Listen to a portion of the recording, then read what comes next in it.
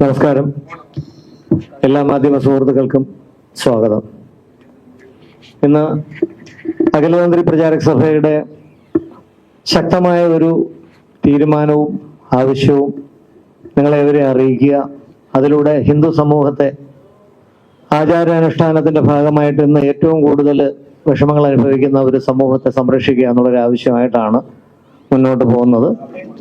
അതിന്റെ തീരുമാനങ്ങൾ നിങ്ങളെവരെ അറിയിക്കുക എന്നുള്ളൊരു ആവശ്യമായിട്ടാണ് ഇന്ന് ദേശീയ ഭരണസമിതിയുടെ ചെയർമാൻ എന്ന നിലയിൽ ഞാനും MS ശ്രീരാജകൃഷ്ണൻപൂരി എന്നാണ് എൻ്റെ പേര്, ജനറൽ സെക്രട്ടറി ആയിട്ടുള്ള രാജേഷ്, വൈസ് ചെയർമാനായിട്ടുള്ള നീലവന കൃഷ്ണനമ്പൂതിരി, കൂടാതെ സമിതി അംഗങ്ങളായിട്ടുള്ള രഘുനാഥ് പാറശാല, അഖിൽ US എന്നിവരുമായിട്ട് ഇന്ന് ദേശീയ കമ്മിറ്റിയുടെ തീരുമാനം അനുസരിച്ച് അടിയന്തരമായിട്ടൊരു പത്രസമ്മേളനം വിളിച്ചുകൊണ്ട് ഹൈക്കോടതിയിൽ ഒരു കേസ് ഫയൽ ചെയ്യുക.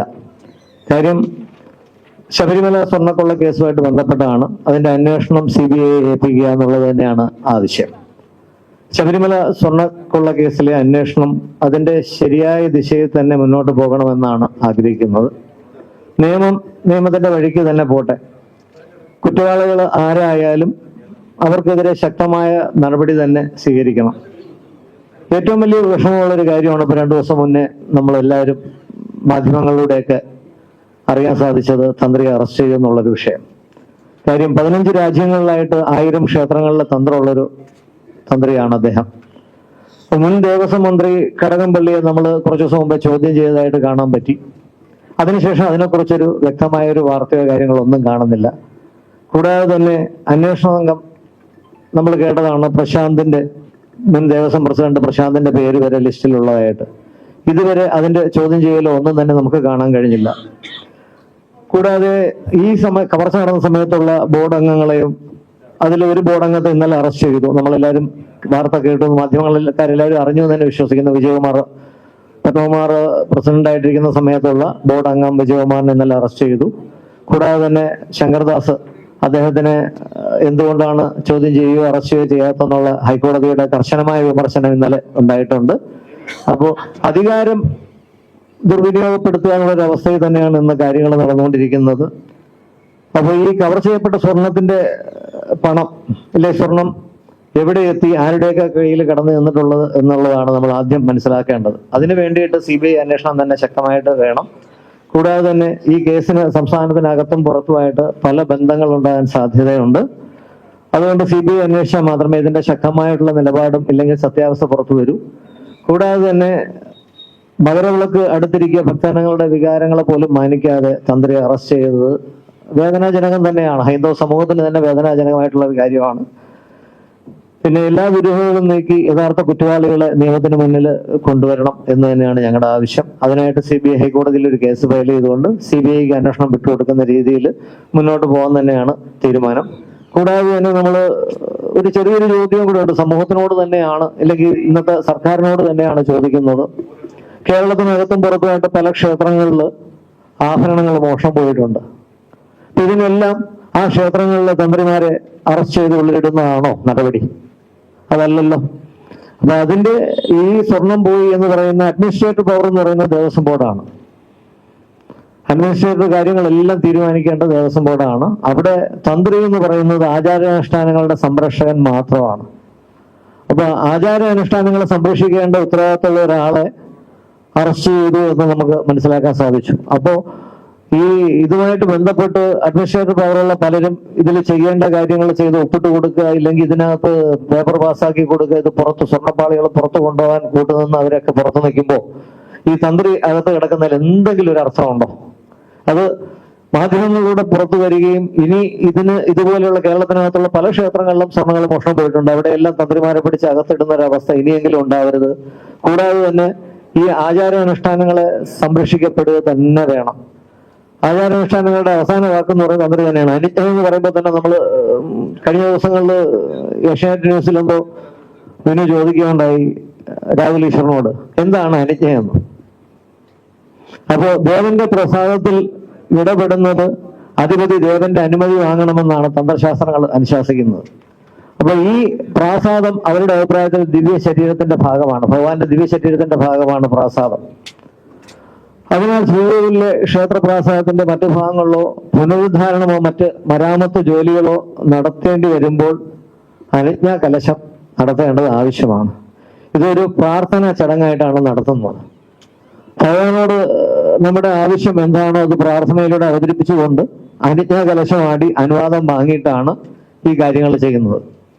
അപ്പോ കൂടാതെ തന്നെ അതായത് ക്ഷേത്രങ്ങളുടെ പ്രാസാദത്തിന്റെ ദൈനംദിന പ്രവർത്തനങ്ങളുടെ സ്ഥാനചലനമോ ഭൗതിക ഘടനയ്ക്ക് തടസ്സമോ ഉണ്ടാക്കാത്ത ചെറിയ അറ്റകുറ്റപ്പണികൾ നടത്തുമ്പോൾ ഈ ചടങ്ങ് ആവശ്യമില്ല, അനുജ്ഞ എന്ന് പറയുന്ന ചടങ്ങ് ആവശ്യമില്ല.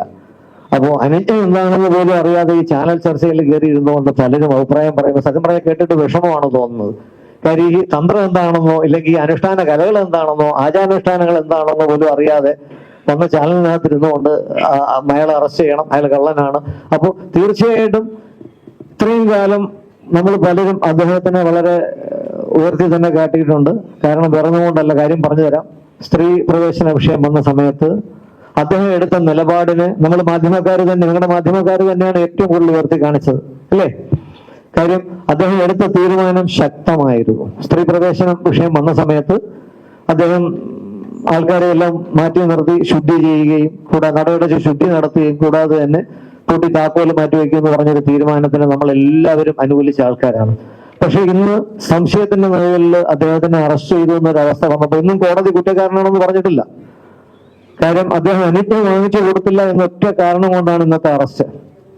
കൂടാതെ തന്നെ ഉണ്ണികൃഷ്ണൻ പോറ്റിയായിട്ടുള്ള ബന്ധം ഒരാളെ നമ്മൾ നിയമത്തിന്റെ വഴി പറയുകയാണ്. ഒരാളെ അറസ്റ്റ് ചെയ്ത് കഴിഞ്ഞാൽ അദ്ദേഹം ചൂണ്ടിക്കാണിച്ചിട്ട് പറയണേ എനിക്ക് ഇന്ന ആളുമായിട്ട് ബന്ധമുണ്ടെന്ന് പറഞ്ഞു കഴിഞ്ഞാൽ അയാളെ അറസ്റ്റ് ചെയ്യാം. അറസ്റ്റ് ചെയ്ത് പിന്നീട് ഇപ്പൊ വേറൊരു ഇന്ത്യൻ പീനൽ കോഡ് അനുസരിച്ച് ഏതൊരു പൗരനും കാര്യങ്ങൾ ചോദിക്കാനും വ്യക്തമായിട്ട് പുറത്ത് അത് കൊണ്ടുവരാനും ഉള്ള അവകാശമുള്ളൊരു നാട് തന്നെയാണ് ഇന്ത്യ. ഇന്നിവിടെ ഈ പത്രപ്രസ്താവന നടത്തിയപ്പോൾ നാളെ അറസ്റ്റിലേക്ക് പോകുന്നതിൽ അർത്ഥമില്ല. അതും തീർത്ത് പറയണം. കാര്യം നമ്മുടെ ഇപ്പോഴത്തെ സർക്കാരിന്റെ അവസ്ഥ അനുസരിച്ച് നമ്മൾ പേടിച്ചേ പറ്റൂ. ഒരു ഇന്നെന്തെങ്കിലും ഇവിടെ ഒന്ന് പറഞ്ഞു കഴിഞ്ഞാൽ നാളെ അറസ്റ്റാണ്. അപ്പൊ അതൊക്കെ നമ്മൾ മുന്നിൽ കണ്ടുകൊണ്ട് തന്നെയാണ് പറയുന്നത്. അപ്പോൾ കാരണം കൂടാതെയുള്ള പല പല അറസ്റ്റുകൾ നമ്മൾ കാണുന്നുണ്ട്. അപ്പൊ ഇതിനകത്ത് എടുത്തു പറയേണ്ട കാര്യം എന്ന് പറഞ്ഞാൽ അനുഷ്ഠാന കലകളും ആചാരാനുഷ്ഠാനങ്ങളും സംരക്ഷിക്കേണ്ടത് തന്ത്രിയാണ്. അദ്ദേഹത്തിന്റെ ഉത്തരവാദിത്തം അത് മാത്രമേ ഉള്ളൂ. അതിൽ കൂടുതലായിട്ട് ഒന്നും അധികാരപരിധി അദ്ദേഹത്തിനില്ല എന്ന് നമ്മൾ ഏവരും മനസ്സിലാക്കണം. അപ്പൊ അതെന്താണോ അവിടെ ഒരു അനുജ്ഞ വാങ്ങിച്ചു കൊടുക്കുക, അല്ലെങ്കിൽ പുനരുദ്ധാരണ വിഷയം വരുമ്പോൾ അനുജ്ഞ കൊടുക്കുക എന്നുള്ളൊരു അവകാശം മാത്രമേ അദ്ദേഹത്തിനുള്ളൂ. അതിൽ കൂടുതലായിട്ടൊന്നും അദ്ദേഹത്തിന് ചെയ്യാനില്ല. എന്തായാലും വരും ദിവസങ്ങളിൽ ഇതിന്റെ പ്രതിഫലനം എന്ന രീതിയിൽ CBI അന്വേഷണം ഉണ്ടാവും. CBI അന്വേഷണം ഉണ്ടാകുന്നതോടുകൂടി ഇതിൽ ബന്ധപ്പെട്ടിട്ടുള്ള എല്ലാവരുടെ പേരുകളും പുറത്തു വരും. എന്തായാലും അത് തന്നെ ആവശ്യം. ആര് തെറ്റ് ചെയ്തിട്ടുണ്ടോ അവര് ശിക്ഷ അനുഭവിക്കുക.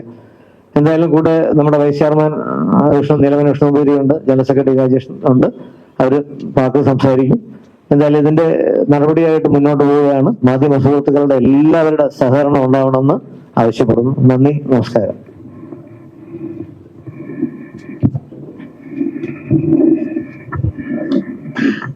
ദേവസ്വം മാനുവൽ പ്രകാരം തന്ത്രി ആചാരങ്ങൾ സംരക്ഷിക്കേണ്ട ആളാണ്. പറഞ്ഞ പോലെ ദൈനംദിന പ്രവർത്തനങ്ങൾക്ക് ബുദ്ധിമുട്ടില്ലാത്ത കാര്യങ്ങൾക്ക് ഇതിന്റെ ആവശ്യമില്ല എന്ന് മാനുവലിനകത്ത് പറഞ്ഞിട്ടുണ്ട്, ദേവസ്വം മാനുവൽ. അപ്പൊ അങ്ങനെയൊക്കെയുള്ള വ്യക്തമായ വിഷയങ്ങളില്ലാത്തടത്ത് ഇനിയും നാളെയും ഈ പറഞ്ഞ പോലെ ഓരോ ക്ഷേത്രങ്ങളിലും ഇതുപോലുള്ള ഒരു തന്ത്രി ഒരു ശമ്പളക്കാരനല്ല, ഒരു സാധാരണ ശാന്തിക്കാരനെ പോലെ ഒന്നും തന്ത്രി ശമ്പളക്കാരനല്ല. എന്നാൽ ആ ഏത് ക്രിയയുണ്ടോ ആ ക്രിയയുടെ മാത്രം ഉത്തരവാദിത്തത്തിൽ അദ്ദേഹത്തോട് ചോദിക്കാതെ എങ്ങനെ അദ്ദേഹത്തിന് അനുവാദം കൊടുക്കാൻ പറ്റും? ഇനി 1998 എന്നാണ് ഇത് പൂശിയ സമയത്ത് അനുജ്ഞ മേടിച്ചിട്ടുണ്ടായിരുന്നു. ഇങ്ങനെയൊക്കെ പല ചോദ്യങ്ങളും അവിടെ ഉണ്ടാകുന്നുണ്ട്. കോടതി വിഷയമായിട്ട് ഞങ്ങൾക്ക് കൂടുതൽ കാര്യങ്ങൾ പറയാൻ പറ്റത്തില്ല. അതുകൊണ്ട് ഞങ്ങൾക്ക് ആർക്കായാലും സത്യം തെളിയണം, നീതി കിട്ടണമെന്നുണ്ടെങ്കിൽ ഇക്കണക്കിന് പോയാൽ നീതി കിട്ടുമെന്ന് വിചാരിക്കുന്നില്ല എന്നുള്ളത് കൊണ്ട് ബഹുമാനപ്പെട്ട ഹൈക്കോടതിയുടെ ശ്രദ്ധയിൽപ്പെടുത്തി ഇങ്ങനെയുള്ള ഈ കാര്യങ്ങൾക്ക് ഒരു കല്ലും നെല്ലും തിരിയണം. അതായത് ആചാരങ്ങൾക്ക് മാത്രം ബന്ധപ്പെട്ട ഒരാളെ ബലി കഴിപ്പിച്ചുകൊണ്ട് അല്ലെങ്കിൽ ഒരു ശാന്തിക്കാരനെയോ ബലി കഴിച്ചുകൊണ്ട് ഈ ബാക്കിയുള്ളവരൊക്കെ അഡ്മിനിസ്ട്രേറ്റീവ് പവറുള്ള ആൾക്കാരൊക്കെ പുറത്തു നിൽക്കുന്നു എന്നുള്ളൊരു സങ്കടകരമായ വിഷയത്തിൽ ഇങ്ങനെയുള്ള വിഷയങ്ങൾ പണ്ടായാലും ഗുരുവായൂർ കേസിൽ രത്നഹാര കേസിൽ പോലും തന്ത്രിയോ ആരെങ്കിലും ശിക്ഷ അനുഭവിച്ചെങ്കിലും പിന്നെ അത് കിണറ്റി കിടന്ന് കിട്ടി. അപ്പോൾ ഇന്ത്യൻ പീനൽ ഇത് വെച്ചിട്ട് അല്ല ഭാരതീയ സംഹിത വെച്ചിട്ട് നിയമസംഹിത വെച്ചിട്ട് ഒരു നിരപരാധി പോലും ശിക്ഷിക്കപ്പെടരുത്. ഇപ്പൊ 10 ദിവസം അദ്ദേഹത്തിനുണ്ടായ നഷ്ടങ്ങളോ മറ്റങ്ങളോ കാര്യങ്ങൾ എന്തൊക്കെയായാലും പിന്നീട് നമുക്ക് ആർക്കെങ്കിലും തിരിച്ചു കൊടുക്കാൻ പറ്റും. അപ്പം അതുപോലെ ചാനൽ ചർച്ചയിലായാലും എന്തായാലും ഇതിനെക്കുറിച്ച് യാതൊരു ബന്ധമില്ലാത്ത ആൾക്കാർ അയാളെ പറയുകയാണ്. 1890 പോലും ഞങ്ങളുടെ കുടുംബക്കാരൊക്കെ ശാന്തി കഴിച്ചതിൻ്റെ വിഷയങ്ങളുണ്ട് അമ്പലത്തിൽ. അപ്പൊ അതുകൊണ്ട് ഇത് ഇന്നും ഇന്നലെ തുടങ്ങിയ കാര്യങ്ങളൊന്നുമല്ല. അപ്പൊ അതുകൊണ്ട് ഈ വിഷയത്തിൽ സമഗ്രമായ ഒരു CBI അന്വേഷണം തന്നെ വേണം എന്ന് പറഞ്ഞ് ഞങ്ങൾ ഒരു റിട്ട് അതിലെ ഹൈക്കോടതിയെ സമീപിക്കാൻ പോവുകയാണ്. ആ വിവരമാണ് ഞങ്ങളിവിടെ നിങ്ങളുടെ മുമ്പിൽ അവതരിപ്പിക്കുന്നത്. അതിനെല്ലാവരുടെയും സപ്പോർട്ട് ഉണ്ടാവണമെന്ന് മാത്രം. ഇത് വിവാദങ്ങളല്ല ഉദ്ദേശം. തെറ്റ് ചെയ്തിട്ടുണ്ടെങ്കിൽ അദ്ദേഹം ശിക്ഷ അനുഭവിക്കണം. പക്ഷേ ഉറപ്പാകുന്നിടം വരെ കുറ്റാരോപിതൻ മാത്രമാണ്. അതുവരെ അവർക്ക് ആനുകൂല്യങ്ങൾ കൊടുത്തും തേജോവധം ചെയ്യുന്ന കാര്യങ്ങൾ വളരെയധികം ദയവായിട്ട് പൊതുജന സമൂഹം ഒരു നിഷ്പക്ഷ സമീപനം എടുക്കണമെന്ന് മാത്രമാണ് ഞങ്ങൾക്ക് ഇതിൽ പറയാനുള്ളത്.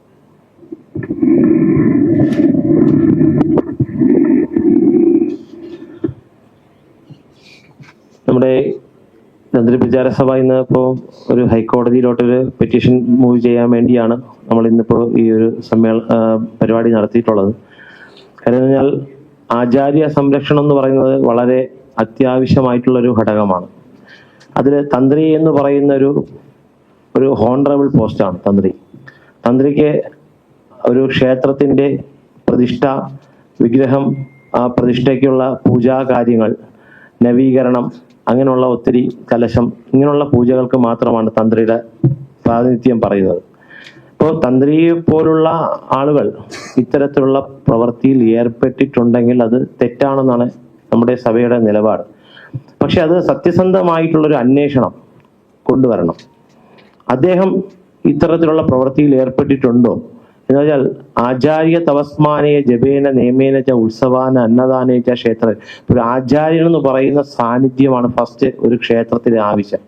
ആ ആചാര്യന്റെ ഒരു ലംഘനം അവിടെ നടന്നിട്ടുണ്ടെങ്കിൽ അത് തെറ്റാണ്. അപ്പൊ അത് പൊതുജനങ്ങളുടെ ഇടയിൽ നമ്മളത് പറയാനുള്ള കാരണം, ഇത് ഒരു തന്ത്രിക്കല്ല, ഒരുപാട് തന്ത്രിമാർക്ക് ഇത് ബാധകമായിട്ട് വരും. ഇപ്പോൾ അഡ്മിനിസ്ട്രേഷൻ കാര്യങ്ങളിൽ തന്ത്രിക്ക് ഒരു നിലപാടും എടുക്കാൻ പറ്റത്തില്ല. തന്ത്രിയുടെ ലെറ്റർ പേഡോട് അല്ല ഒരു അഡ്മിനിസ്ട്രേഷൻ കാര്യങ്ങൾ നടക്കുന്നത്. ക്ഷേത്രത്തിന്റെ വിഗ്രഹം, ചൈതന്യം ആവാഹനം ചെയ്യുന്നുണ്ടെങ്കിൽ, ഇല്ല ക്ഷേത്ര ചൈതന്യത്തിന് അശുദ്ധി വരണമെങ്കിൽ തന്ത്രിക്ക് പൂർണ്ണമായിട്ടും അതിനെ എതിർക്കാനും ആ ക്ഷേത്ര നട അടയ്ക്കാനും ആ ക്ഷേത്രത്തിന്റെ പരിശുദ്ധമാക്കാനുമുള്ള അധികാരമുണ്ട്. പിന്നെ ഇത്തരത്തിലുള്ള പ്രവണതകൾ തന്ത്രി കൂട്ടു നിന്നിട്ടുണ്ടോ എന്ന് നമുക്ക് വ്യക്തമല്ല. പക്ഷെ വ്യക്തമല്ലാത്ത സ്ഥിതിക്ക് നമുക്ക് കൂടുതലൊന്നും പറയാൻ പറ്റില്ല. പക്ഷെ എന്നാലും ഒരു തന്ത്രിയുടെ വരുമാനം, സ്രോതസ്, മറ്റുള്ള കാര്യങ്ങൾ, അത് അദ്ദേഹം ഇത്രയും വർഷം കൊണ്ട് ജോലി ചെയ്തു. അത് എല്ലാ വ്യക്തികൾക്കും ഇന്ന് മിനിമം ഒരു ശമ്പളം ഉള്ളതാണ്. അപ്പോൾ അതനുസരിച്ച് ഇന്ന് ഒരുപാട് ക്ഷേത്രങ്ങളിലെ തന്ത്രിസ്ഥാനത്തും ക്ഷേത്ര പൂജാ കാര്യങ്ങളും ചെയ്യുന്നവർക്ക് അതിൻ്റെതായിട്ടുള്ള വരുമാനങ്ങളും അതിൻ്റെതായിട്ടുള്ള നിലപാടുകളും ഉണ്ട്. അപ്പോൾ അതൊന്നും ഇല്ല. ഇതിനകത്ത് നിൽക്കുന്ന ആളുകളിൽ നിന്ന് ഈ ഭഗവാന്റെ ശബരിമല അയ്യപ്പന്റെ സാന്നിധ്യം നഷ്ടപ്പെടുത്തുന്ന രീതിയിൽ, എന്നുവെച്ചാൽ ഒരു മനുഷ്യരുടെ വ്രണമാണത്. ക്ഷതം, അതായത് ക്ഷേത്രം എന്ന് പറയുന്നത് തന്നെ ക്ഷതായത്ര ഇതി ക്ഷേത്രം, ക്ഷതത്തിൽ നിന്ന് മുക്തി നേടുന്ന ഈശ്വരൻ ഇരിക്കുന്ന സ്ഥലമാണ് ക്ഷേത്രം. ആ ക്ഷേത്രത്തിൽ തന്നെ ഇത്തരത്തിലുള്ള കളവുകൾ, മോഷണങ്ങൾ വളരെയധികം നടന്നിട്ടുണ്ടെങ്കിൽ അത് എല്ലാ ഭക്തരുടെയും മനസ്സിനെ വ്രണമാക്കുന്ന രീതിയിലാണ്. അപ്പൊ അത്തരം വ്രണങ്ങളെ വീണ്ടും വീണ്ടും അത് വൈകല്യമായിട്ട് മാറാതിരിക്കുവാൻ വേണ്ടി സത്യസന്ധമായിട്ടുള്ള ഒരു അന്വേഷണം കൊണ്ടുവന്ന് ഇതിൽ ഉൾപ്പെട്ടിട്ടുള്ള ആരായാലും, തന്ത്രിയായാലും മേൽശാന്തി ആയാലും മറ്റുള്ള ബോർഡ് മെമ്പർമാരായാലും ആരെയായാലും നിയമത്തിന് മുന്നിൽ സത്യസന്ധമായിട്ട് കൊണ്ടുവരണമെന്നും പൊതുജനങ്ങളുടെ മധ്യത്തിൽ അത് സത്യസന്ധമായിട്ടും, ഇത് കുറെ പേര് അങ്ങ് ജാമ്യത്തിൽ ഇറങ്ങി കഴിഞ്ഞാൽ പിന്നെ ഇതെല്ലാം അങ്ങ് തീരും. ഇതാണ് ഇന്ന് നടന്നുകൊണ്ടിരിക്കുന്നത്. ഇതേമാതിരി ഒട്ടനവധി ക്ഷേത്രങ്ങളിൽ ഇതേ അവസ്ഥ നടന്നുകൊണ്ടിരിക്കുന്നു. എന്നിട്ട് ശാന്തിക്കാരന്റെ തലയിലോ ഇല്ലെങ്കിൽ തന്ത്രിയുടെ തലയിലോ ആരെങ്കിലും തലയിൽ കൊണ്ടങ്ങ് വെച്ചിട്ടിട്ട് അത് ചാപ്റ്റർ ക്ലോസ് ആകാൻ.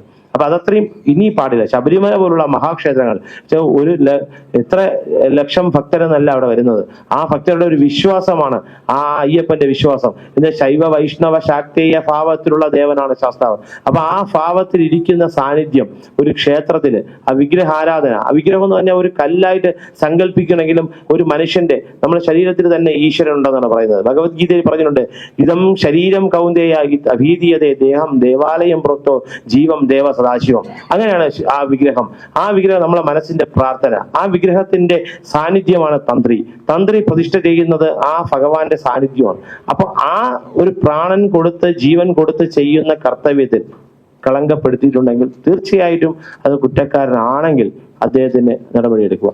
അല്ലെങ്കിൽ സത്യസന്ധമായിട്ടുള്ള അന്വേഷണം നടത്താൻ വേണ്ടി എല്ലാവരുടെ സഹകരണങ്ങൾ നമ്മൾ പ്രതീക്ഷിച്ചുകൊണ്ട് നമ്മുടെ ഈ ഒരു പെറ്റീഷൻ നമ്മൾ മൂവ് ചെയ്യാൻ വേണ്ടി പോവുകയാണ്. അതിന് എല്ലാവരുടെ പിന്തുണയും നമ്മൾ ആവശ്യപ്പെട്ടുകൊണ്ട് എൻ്റെ വാക്കുകൾ നിർത്തുന്നു. നമസ്കാരം.